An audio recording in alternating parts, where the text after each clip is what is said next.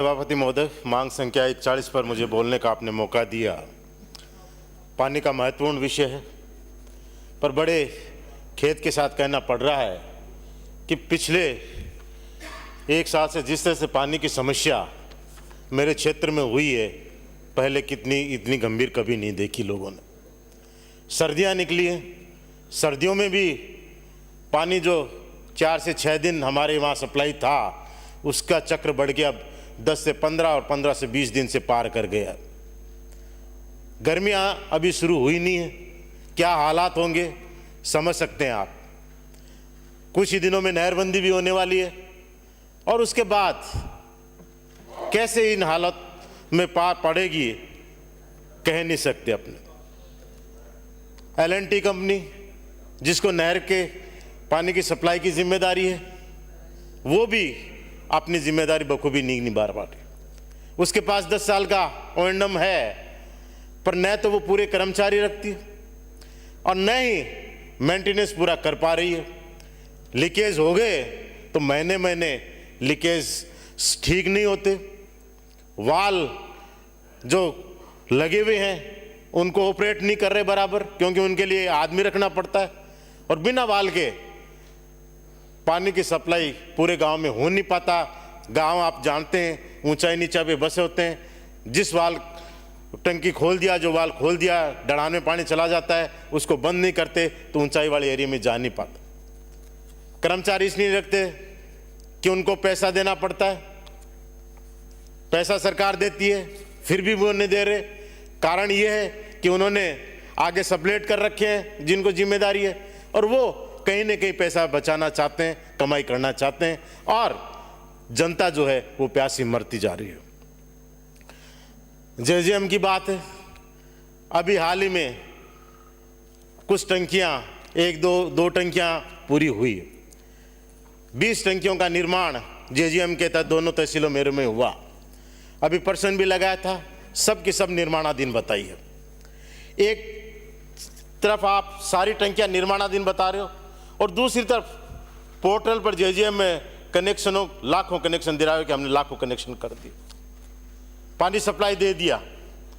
जब टंकियां बनी नहीं, उनसे सप्लाई चालू नहीं हुई, घरों में पानी पहुंचा नहीं, तो किस तरह से आपने उन घरों में पानी की सप्लाई दे दी और कैसे पोर्टल पे भ्रामक आंकड़े आप दे रहे हो। हकीकत देखिए कि सिर्फ कनेक्शन जोड़ दिए, बाकी जो पाइपलाइन है, वो जो जॉइंट है, वहां यूं खड़े पड़े हैं। पानी की टंकियां चालू एक भी नहीं है, आपने जवाब में लिखा है, और वो लगभग अधूरी पड़ी है। 2-3 पूरी हुई है, उनको चालू करने की कोशिश की, पर उनमें पानी रुका नहीं। जब पानी की टंकियों में पानी दिया ही नहीं, तो उनको पोर्टल पर जो सिर्फ कनेक्शन घरों में नल लगा दिए और उनके मार्फत आप कह रहे हो कि हमने JJM की घरों में सप्लाई बंद कर दी। कम से कम ये भ्रामक आंकड़े बंद करो, इसका सिस्टम सुधारो। उसी घर को आप पोर्टल पे जोड़ो जिसको पानी सप्लाई दे दिया वास्तव में, उसको आप देना चाहिए, वरना आपके टारगेट पूरे हो जाएंगे, पानी कहीं पहुंचेगा नहीं। ट्यूबवेल, अभी मेरे साथी बता रहे थे कि किस तरह से पिछले राज में ट्यूबवेल खोदे गए थे। इस बार पिछले नाम मात्र के आपने 10 दिए, 10 के बाद में उन्होंने जो सैंक्शन की बात आई, आपने 5 सैंक्शन किए, कोई बात नहीं। पर समस्या उन ट्यूबवेलों की है कि जो ट्यूबवेल फेल हो रहे हैं, उन फेल ट्यूबवेल के अगेंस्ट तो आपको ट्यूबवेल बनाने पड़ेंगे। अगर उनके अगेंस्ट ट्यूबवेल नहीं बनाएंगे तो पूरा जो ढांचा गांव का ट्यूबवेलों पे है, मेरी विधानसभा क्षेत्र में आधा हिस्सा जहां ट्यूबवेल सक्सेस नहीं है, पानी कम है, पर आधा हिस्सा वो है विधानसभा साइड में सुजानगढ़ के, जहां पर पानी अवेलेबल है, और पूरा वो एरिया पानी का जो पीने का है ट्यूबवेलों पे निर्भर है। ट्यूबवेल फेल हो जाता है, उसकी जगह दूसरा खुदा नहीं, दूसरा सोर्स है नहीं, पानी की सप्लाई नहर की कैसे मैंने आपको बता दी। तो कम से कम जो फेल ट्यूबवेल हैं, उनकी सैंक्शन, जो प्रस्ताव आपके पास आते हैं, उनको तुरंत करनी चाहिए। नए तो करो या नहीं करो, पर फेल के अगेंस्ट जरूर करो। दूसरा, जो मेंटेनेंस की हालत यह है कि इनके पास केबल नहीं है, पानी से पाइपलाइन गड़ जाती है, उसको बदलने के लिए नहीं है। बहुत बड़ी समस्या मेंटेनेंस की है। आधे टाइम तो ट्यूबवेल सिर्फ इसलिए खाली खराब पड़े रहते हैं कि मेंटेनेंस के सामान का टेंडर नहीं हुआ, सामान विभाग के पास नहीं है, और उस वजह से सफर कौन कर रहा है? ग्रामवासी कर रहे हैं। एक पिछली बार मंत्री जी ने बहुत अच्छा रीबोर का प्रोजेक्ट लिया था कि भी हम जो फेल ट्यूबवेल हो गए अगर वो रीबोर हो सकते हैं तो हम रीबोर कराएंगे। तो मंत्री जी ये बताएं कि कहां तक उसकी आपको सफलता मिली। मैंने अधिकारी से बात की थी तो उन्होंने कहा हमें अभी 2-2 ट्यूबवेल की परमिशन मिली है रीबोर की। तो एक बहुत अच्छा विभाग का अगर ये होगा कि बहुत से ऐसे ट्यूबवेल है सिर्फ वो फेल इसलिए हो गए कि पानी थोड़ा नीचे चला गया, अगर उनको हमने 100 फुट और खोद दिया तो वह पानी निकल सकता है। हमारे यहाँ जो ट्यूबवेल बन रहा है कम से कम 25 लाख बनता है, 25 से 30 लाख में वो ट्यूबवेल खोदता है विभाग। कितना महंगा है अपन समझ सकते हैं। अगर वही फेल ट्यूबवेल रीबोर अगर 150 फुट हो गया और पानी अगर हो रहा है तो कम से कम उस समय तक जब तक कि वो ट्यूबवेल चलेगा एक बहुत बड़ी समस्या का निदान और बहुत बड़ा पैसा बचेगा। तो विभाग जहां अनुशंसा करे कि ये ट्यूबवेल रीबोर हो सकते हैं तो उनको रीबोर करा के चालू अगर कर दे अपन तो वो एक बहुत बड़ी पानी की समस्या है वो भी बचेगी। जो फेल ट्यूबवेलों की बात हुई, बहुत से मेरे से गांव हैं जैसे सांडवा, कातर-छोती, काटरबड़ी, मुंदड़ा, लिकमटसर, बंबू, नोडिया, मारोटिया, रेड़ा, बासिना, लुआरा, गोंदूसर, ऊंटालड़, लालगढ़, साजनसर, मारोटिया, सड़ू, गिरवरसर, कोडासर, ढाणी पोटलियाँ, घंटियाल, यहाँ के ट्यूबवेल या तो फेल हो गए या सामान के अभाव में खराब पड़े। अगर ये चालू हो जाएं तो ये जो 15-20 गांव हैं कम से कम इन गांवों में पानी की जो लोकल सोर्स है वो आपका चालू हो जाएगा और कम से कम पीने का पानी कुछ मिल सकेगा।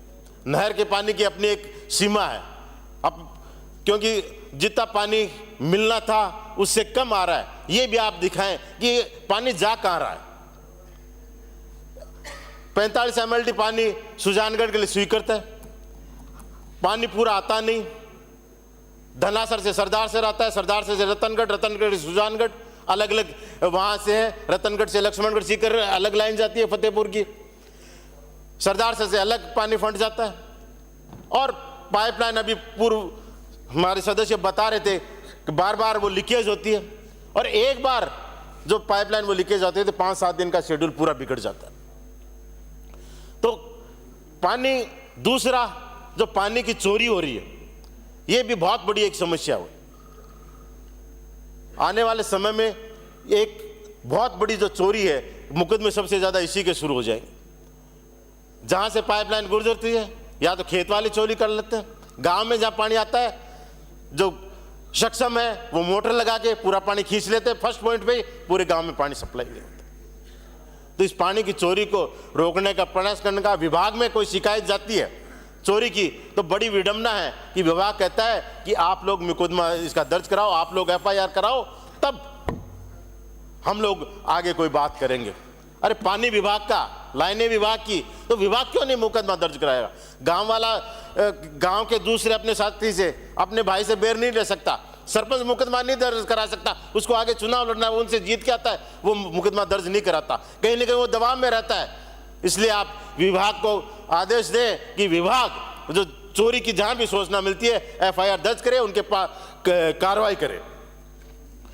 तीसरा, ये जो JJM में कुछ गांव फर्स्ट फेज में हमारे हुए थे, उनमें 3 गांव ऐसा है जिसका कोई धनी धोरी नहीं है। PHD कहती है हमारे अंडर में नहीं है, PMC कहती है हमारे अंडर में नहीं है, पंचायत कहती है हमारे परमिशन नहीं है, कोई भी उनकी मेंटेनेंस, कोई भी उनकी सार संभाल नहीं कर रहा। ये फर्स्ट फेज में बने थे 2021 से पहले, 2021 में। पंचायतों ने उस समय 10% राशि कलेक्ट करी थी, वो बजट पंचायत में एक फंड में पड़ा है, पर न तो उनको स्वीकृति दे रहे कि उस फंड से वो कनेक्शन चालू कर सके, उसको कस कर सके, न उस फंड को वो मेंटेनेंस में उपयोग ले रहे हैं। उसके बाद तो सरकार ने कह दिया था कि भी कोई फंड कलेक्ट नहीं करेंगे, पर उन 3 गांव में वो फंड पड़ा है। तो ऐसे और भी बहुत से जगह राजस्थान में होंगे। आप कृपा करके स्पष्ट निर्देश दें कि उस फंड को वो मेंटेनेंस में काम ले सके और क्यों ले सके, क्योंकि मेंटेनेंस आ रहा है, ये मान के चलिए। पाइपलाइनें ऐसी है कहीं भी फूट जाती है, सरपंच उनको कराता नहीं, विभाग करने दे, और 3 गांव बंद पड़े। सप्लाई इसलिए नहीं दे रहे कि कहीं पाइपलाइन फट गई, कहीं पाइपलाइन लीकेज है, इसलिए ये हो नहीं रहा है। इसलिए मेरी यही मांग है कि पानी बहुत बड़ी एक समस्या आने वाले समय में हो जाएगी, इसलिए अपन इसको सुधार करें ताकि पानी सबसे बड़ी ज़रूरत है। मुझे बोलने का मौका दिया, धन्यवाद।